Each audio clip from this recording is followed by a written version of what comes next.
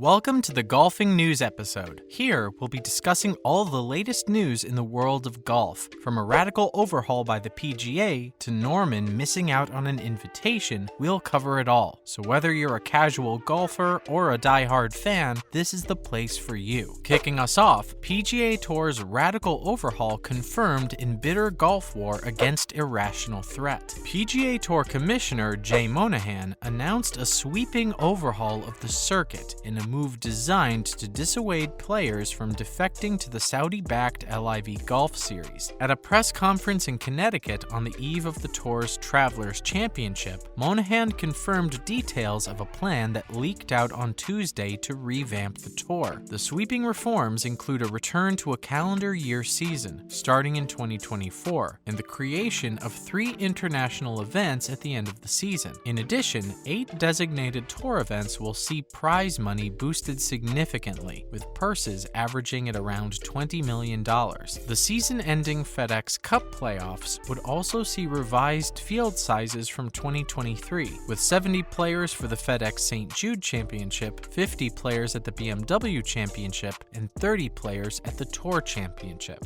The moves are the PGA Tour's most significant response yet to the rise of LIV Golf, which launched earlier this month and has signed 8 of the world's top 50 players, including major winners Dustin Johnson, Phil Mickelson, and Brooks Koepka. In remarks to reporters on Wednesday, Monahan said that the PGA Tour would be unable to compete financially with LIV Golf, which is bankrolled by Saudi Arabia's Public Investment Fund, which has assets estimated at around $620 billion. "I am not naive," Monahan said. "If this is an arms race, and if the only weapons here are dollar bills, the PGA Tour can't compete." Monahan said that the threat posed by LIV Golf had obviously accelerated the PGA Tour's plans to revamp the schedule. Monahan, who earlier this month suspended 17 current or former members of the PGA Tour who had signed with LIV, meanwhile expressed dismay that 4-time major champion Koepka had decided to jump ship. Next, LIV boss Greg Norman not invited to festivities for the 150th Open Championship. The R&A announced Saturday that it hasn't invited 2-time Open Championship winner and LIV Golf CEO Greg Norman to the event's 150th anniversary celebration at St. Andrews next week. Those celebratory events include the Champions Dinner and the R&A Celebration of Champions competition. Norman, who won the Open at Turnberry in 1986 and at Royal St. George's in 1993, is one of 14 multiple winners during the post-war era since 1945. We can confirm that we contacted Greg Norman to advise him that we decided not to invite him to attend on this occasion, the R&A said in a statement. The 150th Open is an extremely important milestone for golf, and we want to ensure that the focus remains on celebrating the championship and its heritage. Unfortunately, we do not believe that would be the case if Greg were to attend. The R&A said it hoped that Norman would be able to attend again in the future when circumstances allow. Norman, 67, has poached several top players from the PGA Tour and DP World Tour for the new LIV Golf Invitational Series, which is being financed by Saudi Arabia's Public Investment Fund. Among the players who have jumped to LIV Golf are former major champions Dustin Johnson, Phil Mickelson, Bryson DeChambeau, Brooks Koepka, and Sergio Garcia. In May, the R&A denied a request from Norman for a special exemption to play in the 150th Open Championship. He last competed in the event in 2008. The Open Championship allows exemptions for champions aged 60 or under, or for those who have won in the past 10 years. Defending champion Colin Morikawa, 3-time Open winner Tiger Woods, and Rory McIlroy are among the former champions who will participate in the R&A Celebration of Champions. They will compete on 4 holes on the famous Old Course on Monday.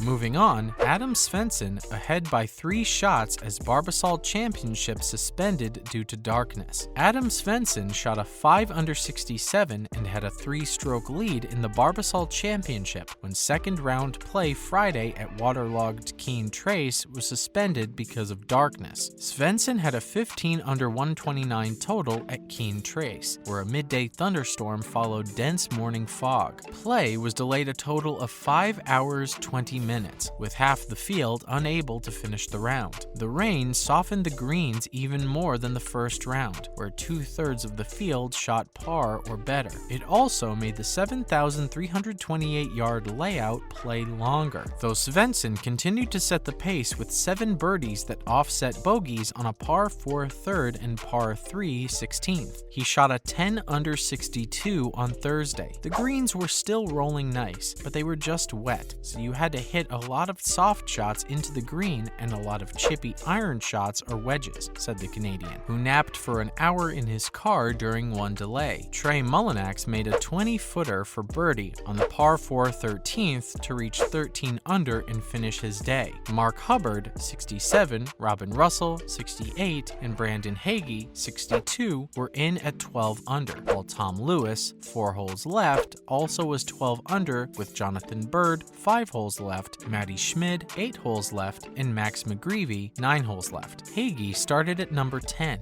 and eagled the par 4 18th hole with a 148-yard shot from the left rough with a 50-degree gap wedge. In other golfing news, Stephen Curry says Charles Barkley won't finish in top 70 at American Century Championship Celebrity Golf Tournament. Bettors believe Charles Barkley is poised for his best performance at the American Century Championship Celebrity Golf Tournament. Stephen Curry disagrees. Caesars Sportsbook is offering odds on Barkley to finish in the top 70 of the 87 golfer field this week in Lake Tahoe, Nevada. Barkley finished in a tie for 76th last season, his best performance at the tournament, which he attends annually. No, hell no, Curry said at a Thursday news conference when asked about Barkley's chances of finishing in the top 70. Clip that, send it to him. Let him play it on every tee box. There's no way he's doing it.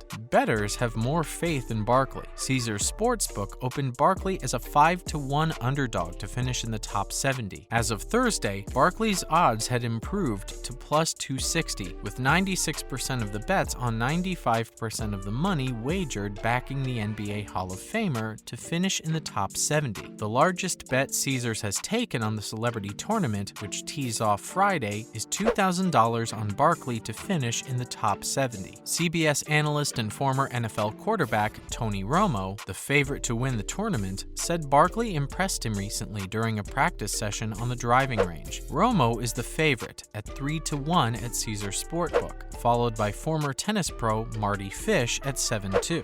Former Major League Baseball pitcher John Smoltz is next at 9-2. Defending champion Vinny Del Negro, who defeated Smoltz in a playoff to win the tournament last year, is 7-1. Former LPGA star Annika Sorenstam, 17-2, has attracted the most bets and the most money wagered at Caesars Sportsbook. Stephen Curry is 12-1. His father, Del Curry, is 85-1, and brother Seth Curry is 500-1. Barkley, at 7,500-1, had attracted 10 bets to win the tournament, with the largest being $10. Finally, Xander Schauffele, seeking second straight win, has 2-shot lead at Scottish Open. Xander Schauffele played all the right bounces and made all the key putts until the final 2 holes Saturday in the Scottish Open, and then felt as though he had to settle for a 2-shot lead. Right when he was starting to pull away from the field, Schauffele closed with a pair of bogeys at the Renaissance Club that made it difficult to appreciate an otherwise stellar round. He matched the low score of the windy day with a 4 under 66, and then he headed straight to the range. Schauffele was at 7 under 203, 2 ahead of Rafa Cabrera Bello of Spain, who had a 67 and boosted his hopes of getting one of 3 spots into the British Open next week at St. Andrews. Schauffele was dogged for the longest time for not having a PGA Tour title of his own since the start of 2019. He did have an Olympic gold medal from Tokyo last summer, and he partnered with Patrick Cantlay to win the PGA Tour's team event in New Orleans. Now, the 28-year-old Californian might be hitting his stride. He's coming off a victory 2 weeks ago at the Travelers Championship, with one eye toward the final major of the year on the old course at St. Andrews. He was ahead by as many as 4 shots until he tugged his tee shot on the par 3 17th, and it rolled down a ridge and off the green. On the tough closing hole into the wind, he pulled his tee shot into the rough, went behind a pair of bunkers, and missed a 10-foot par putt. It's crowded at the top if Schauffele falters. Spieth was joined at